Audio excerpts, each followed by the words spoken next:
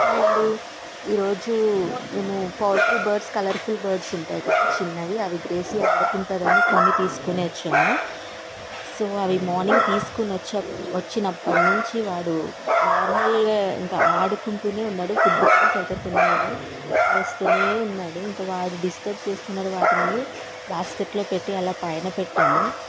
పైన పెట్టితే వాడు చూడండి చైర్ల పైన వాటి పైన అట్లా ఎగురు ఎట్లా ఎట్లా వాటి ఆడుకుంటున్నాడు.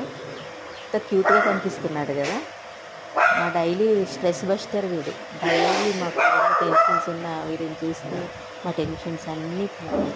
మాతో ఎప్పుడు కూడా యాక్చువల్లీ చాలా ఫ్రెండ్లీగా ఉంటాడు, అల్లరి ఎక్కువ చేస్తాడు. కాకపోతే ఫుడ్ తినడు, తినిపియాలి.